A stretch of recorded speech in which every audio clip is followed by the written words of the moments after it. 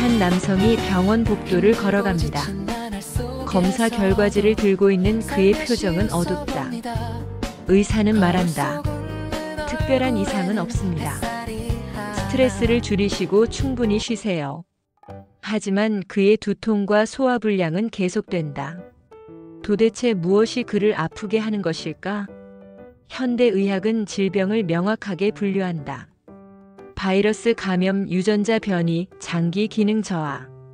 모든 질병에는 구체적인 원인이 있다고 말한다. 하지만 병원에서 이상 없다는 진단을 받았음에도 여전히 아픈 사람들이 있다. 검사 수치는 정상인데 몸은 계속해서 신호를 보낸다. 이때 우리는 묻게 된다. 과연 질병의 진짜 시작점은 어디일까? 고대로부터 전해 내려오는 지혜가 있다. 병은 마음에서 시작된다. 단순한 격언으로 치부하기엔 현대 과학이 이를 뒷받침하는 증거들을 속속 발견하고 있다. 스트레스 호르몬이 혈압을 올리고 불안감이 면역력을 떨어뜨리며 우울감이 염증을 일으킨다는 사실들 말이다. 정신과 육체는 분리된 존재가 아니다. 마음의 상태가 곧 몸의 상태를 결정한다. 우리가 어떤 생각을 하고 어떤 감정을 품느냐에 따라 세포 하나하나의 활동이 달라진다. 이것이 바로 정신이 육체를 지배한다는 말의 과학적 의미다. 오늘 우리는 질병의 숨겨진 출발점을 찾아 떠날 것이다. 몸보다 먼저 병드는 것, 그것은 과연 마음일까? 외상이 아닌 질병의 진짜 뿌리를 파헤쳐보자. 그리고 그 시작점에서 우리가 놓친 중요한 진실을 발견해보자. 안녕하세요. 건강궁금TV입니다. 제가 오랫동안 관찰해온 현상이 하나 있습니다. 병원에서 특별한 이상이 없다는 말을 들었음에도 계속 아픈 사람들이 정말 많다는 것입니다. 혈액 검사도 정상, CT나 MRI도 정상, 그런데 환자는 여전히 고통을 호소합니다. 이런 경우 의료진은 종종 스트레스성이라는 진단을 내립니다. 하지만 과연 스트레스는 정말 병을 만들 수 있을까요? 현대의학은 질병을 매우 체계적으로 설명합니다. 심혈관 질환은 혈관이 막혀서, 당뇨병은 인슐린 분비에 문제가 생겨서, 암은 세포가 비정상적으로 증식해서 발생한다고 말이죠. 모든 것이 명확하고 논리적입니다. 하지만 여기서 놓치고 있는 것이 있습니다. 그렇다면 도대체 왜 혈관이 막히고 왜 인슐린 분비에 문제가 생기며 왜 세포가 변이하는 걸까요? 최근 수십 년간의 연구는 놀라운 사실을 보여줍니다. 정신적 스트레스가 우리 몸의 생리적 균형을 완전히 바꿀 수 있다는 것입니다. 스트레스를 받으면 뇌의 편도체가 활성화되고 시상하부 마이너스 뇌 하수체 마이너스 부신축이라는 복잡한 시스템이 작동합니다. 그 결과 코르티솔, 아드레날린 같은 호르몬이 과다 분비됩니다. 이 호르몬들은 단순히 기분에만 영향을 주는 게 아닙니다. 혈압을 올리고 혈당을 증가시키며 면역 체계를 억제합니다. 또한 염증 반응을 증가시키고 소화 기능을 떨어뜨리며 심지어 뇌의 신경세포까지 손상시킵니다. 이것이 바로 정신이 육체를 지배한다는 말의 생물학적 근거입니다. 더 흥미로운 것은 이런 변화가 일시적이 아니라는 점입니다. 만성적인 스트레스는 유전자 발현까지 바꿉니다. 에피제네틱스라는 분야에서는 스트레스가 DNA 자체를 바꾸지는 않지만 유전자가 어떻게 작동하는지를 결정하는 스위치를 조작한다고 설명합니다. 즉, 마음의 상태가 우리 몸의 설계도 자체를 다시 쓰고 있는 셈입니다. 그렇다면 우리가 지금까지 알고 있던 질병의 개념을 근본적으로 바꿔서 생각해야 하는 것 아닐까요?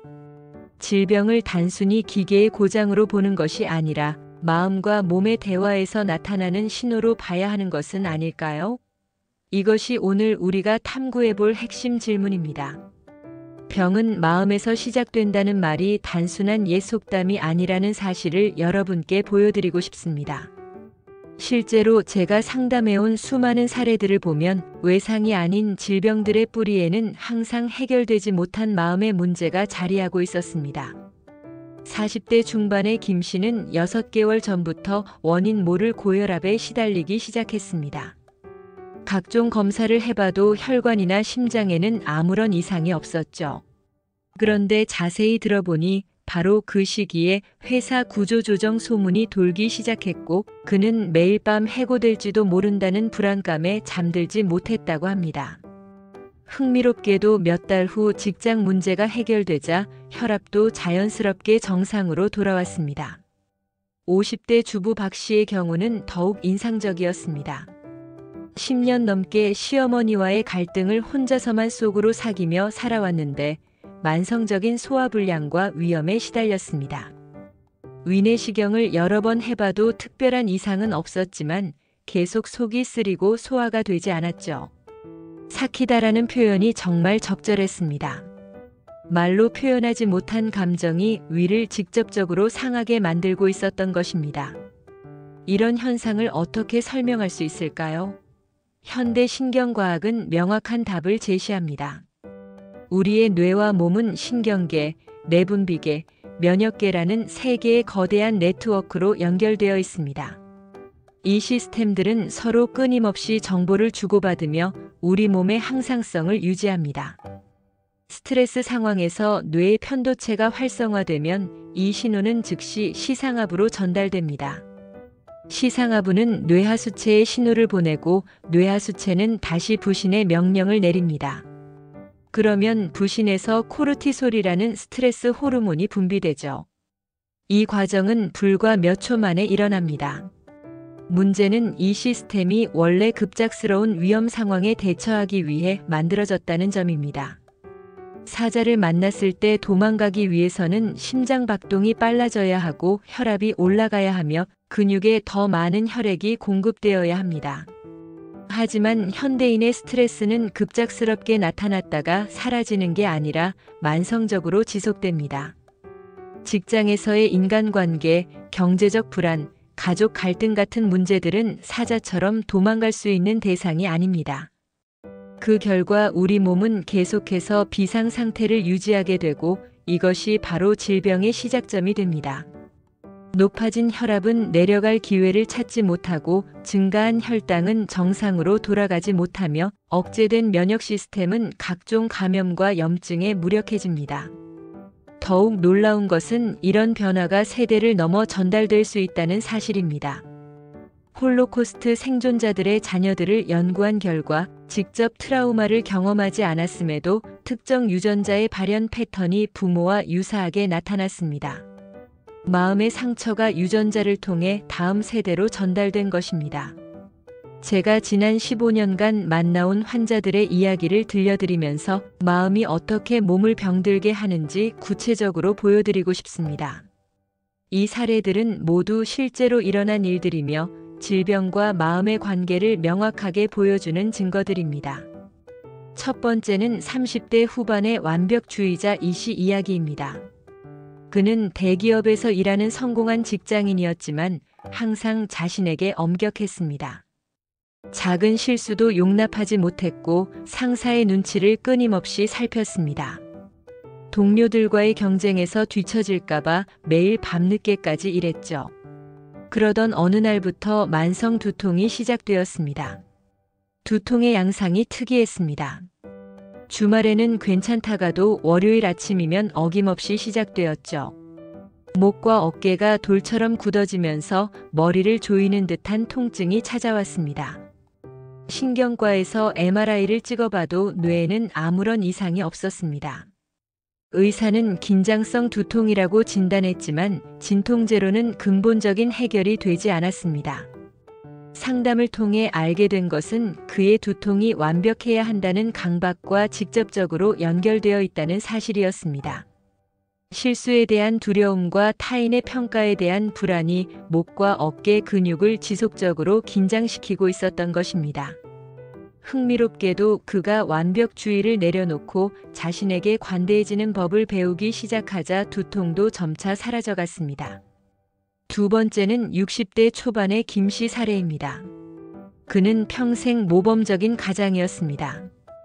자식들을 위해 헌신했고 가족의 경제적 안정을 위해 자신의 꿈을 포기했습니다. 그런데 막내 아들이 대학을 졸업하고 취업하면서 갑자기 허무감이 찾아왔습니다. 이제 나는 뭘 위해 살아야 하지? 라는 질문이 머릿속을 맴돌았죠. 바로 그 시기부터 원인 모를 당뇨병이 시작되었습니다. 가족력도 없었고 특별히 과체중도 아니었는데 혈당 수치가 계속 올라갔습니다.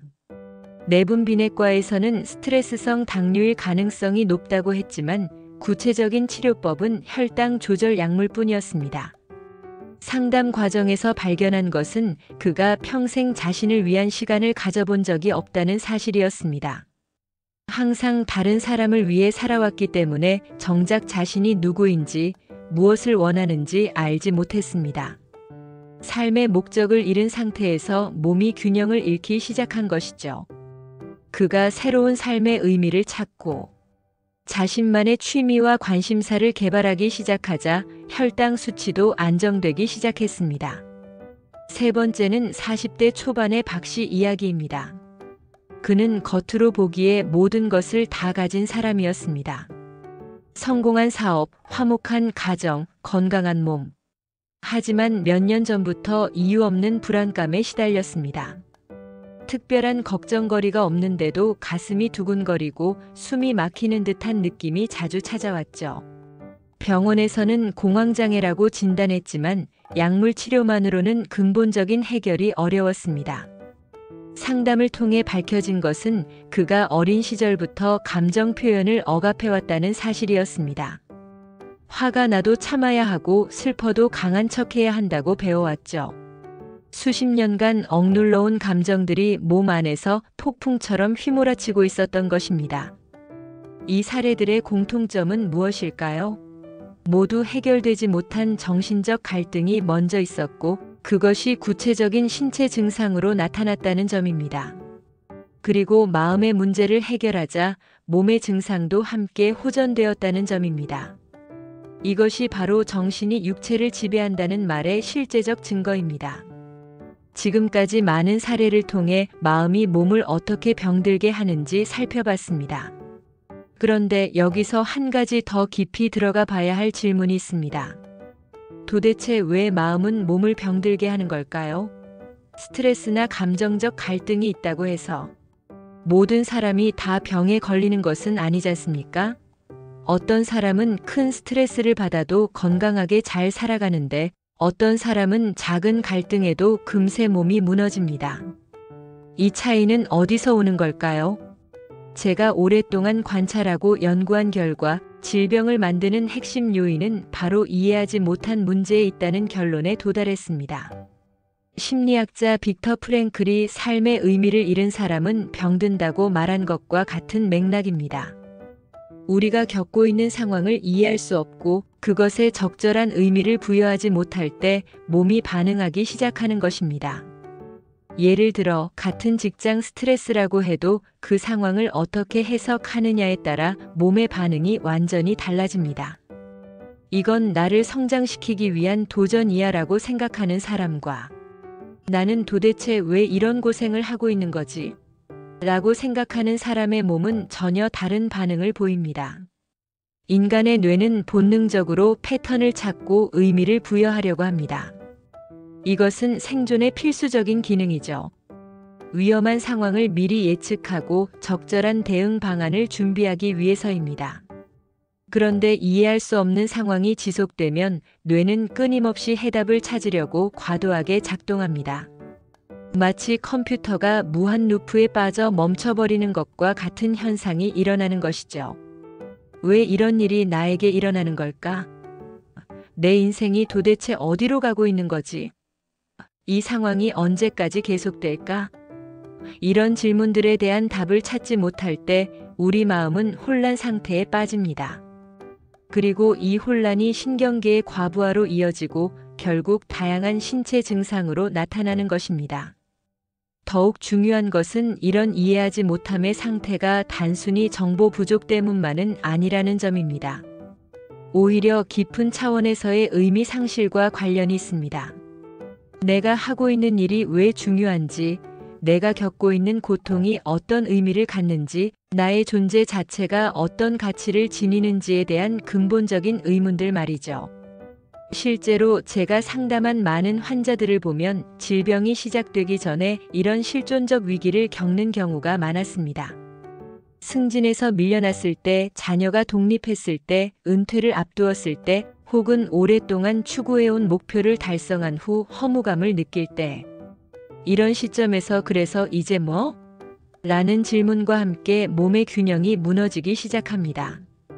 반대로 자신의 상황을 명확하게 이해하고 그것에 적절한 의미를 부여할 수 있는 사람들은 같은 스트레스 상황에서도 건강을 유지하는 경우가 많습니다.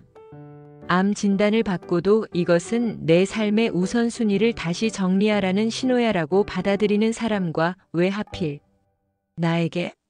라며 분노하고 절망하는 사람의 경과는 실제로도 차이가 납니다. 결국 질병은 단순히 몸의 고장이 아니라 이해되지 못한 마음의 언어일 수 있습니다. 우리가 말로 표현하지 못한 것, 의식적으로 인정하지 못한 것들이 몸을 통해 신호를 보내는 것이죠. 두통은 머리로만 살지 말라는 신호일 수도 있고, 소화불량은 받아들이기 힘든 상황을 억지로 삼키지 말라는 메시지일 수도 있습니다. 이런 관점에서 보면 질병은 더 이상 제거해야 할 적이 아니라 우리에게 중요한 것을 알려주는 선생님이 될 수 있습니다. 지금까지 우리는 질병의 숨겨진 출발점을 찾아 긴 여행을 해왔습니다. 그리고 마침내 하나의 중요한 진실과 마주했습니다. 외상이 아닌 많은 질병들의 시작점은 몸이 아니라 마음에 있다는 것, 그리고 그 마음의 문제 중에서도 특히 이해하지 못한 것이 가장 큰 원인이라는 사실을 발견했습니다. 이것은 우리가 건강에 대해 생각하는 방식을 근본적으로 바꿔야 한다는 것을 의미합니다. 지금까지 우리는 몸에 문제가 생기면 그 증상을 제거하는 데만 집중해 왔습니다. 두통이 있으면 진통제를, 혈압이 높으면 혈압약을, 우울하면 항우울제를 처방받았죠. 물론 이런 치료법들도 분명히 필요하고 중요합니다. 하지만 이것만으로는 충분하지 않을 수 있습니다. 진정한 치유는 증상의 뿌리에 있는 마음의 문제를 함께 다뤄야만 가능합니다. 내가 왜 이런 스트레스를 받고 있는지, 어떤 감정적 갈등을 겪고 있는지, 삶에서 무엇을 이해하지 못하고 있는지를 살펴봐야 합니다. 그리고 그 이해되지 않은 부분에 적절한 의미와 해석을 부여할 수 있어야 합니다. 그렇다면 우리는 구체적으로 무엇을 할 수 있을까요? 첫째, 자신의 감정을 정확히 인식하고 표현하는 연습을 해야 합니다. 화가 나면 화가 났다고, 슬프면 슬프다고, 불안하면 불안하다고 솔직하게 인정하고 말하는 것입니다. 감정을 억압하거나 외면하지 말고 그것이 내게 무엇을 말하려고 하는지 귀 기울여야 합니다. 둘째, 해결되지 않은 문제나 갈등을 방치하지 말아야 합니다.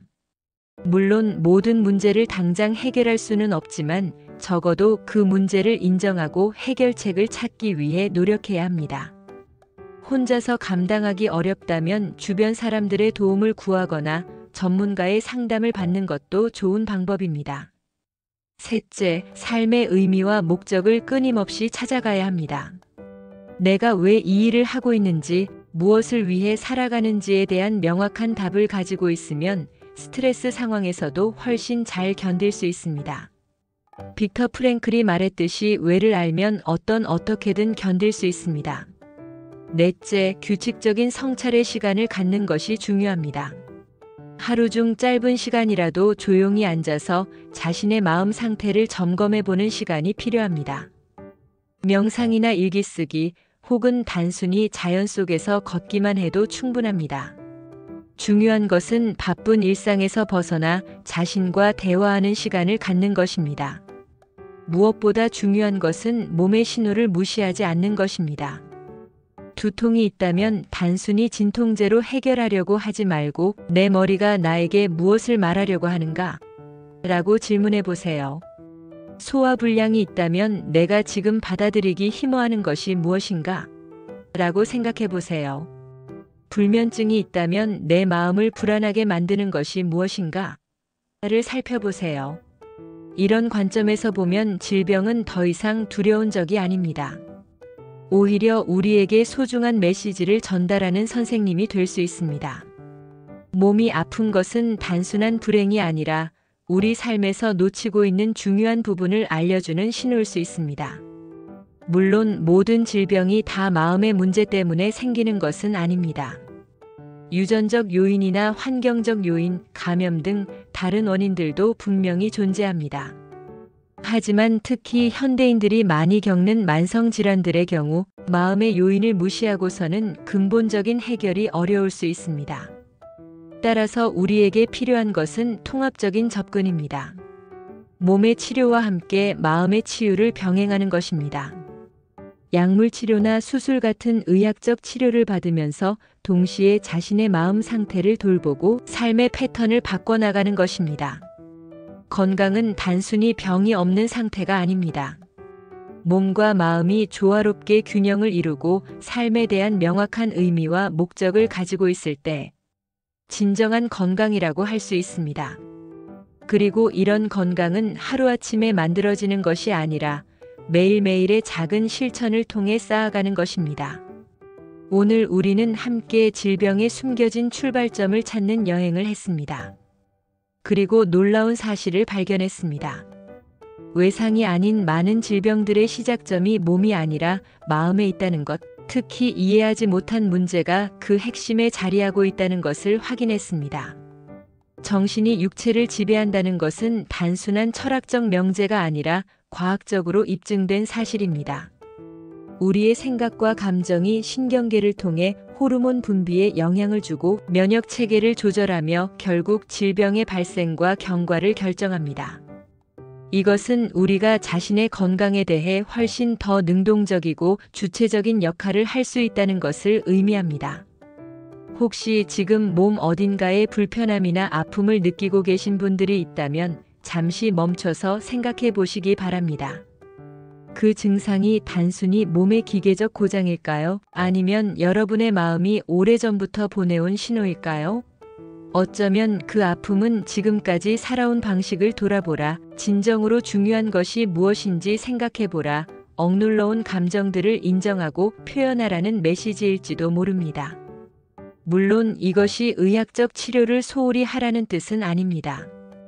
필요한 검사와 치료는 반드시 받으시되 동시에 마음의 신호에도 귀 기울여 주시기 바랍니다. 증상을 단순히 제거해야 할 대상으로만 보지 말고 그것이 전하려는 메시지를 읽으려고 노력해 보세요. 우리 몸은 정말 신비롭고 지혜로운 존재입니다. 우리가 의식하지 못하는 사이에도 끊임없이 균형을 맞추고 문제를 해결하려고 노력하며 때로는 아픈 방식으로라도 우리에게 중요한 진실을 알려줍니다. 그 신호를 무시하고 억누르려고만 하지 말고 대화를 시도해 보시기 바랍니다. 마음을 돌보는 것은 몸을 돌보는 것만큼이나 중요합니다.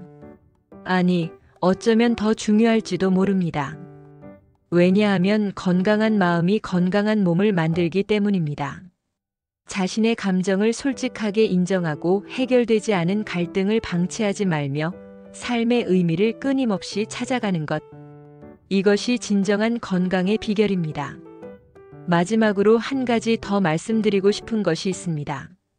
질병이 있다고 해서 자신을 탓하지 마세요. 마음이 몸에 영향을 준다는 것은 분명한 사실이지만 그렇다고 해서 모든 책임이 개인에게만 있는 것은 아닙니다. 우리는 모두 불완전한 존재이고 때로는 이해할 수 없는 상황에 부딪히기도 합니다. 중요한 것은 자책이 아니라 배움입니다.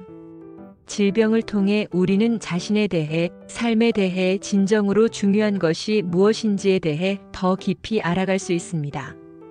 때로는 아픔이 우리를 더 지혜롭고 성숙한 사람으로 만들어줍니다. 이런 관점에서 보면 질병조차도 우리 인생에서 의미 있는 경험이 될 수 있습니다. 건강궁금TV는 앞으로도 여러분의 몸과 마음이 모두 건강할 수 있도록 다양한 시각에서 건강을 바라보는 유익한 정보를 전해드리겠습니다. 단순한 의학 정보를 넘어서 삶의 질을 높이고 진정한 웰빙을 추구할 수 있는 지혜를 함께 나누겠습니다. 오늘도 시청해주셔서 감사합니다. 여러분 모두가 몸과 마음이 조화로운 진정한 건강을 누리시길 바랍니다. 다음에 또 만나요.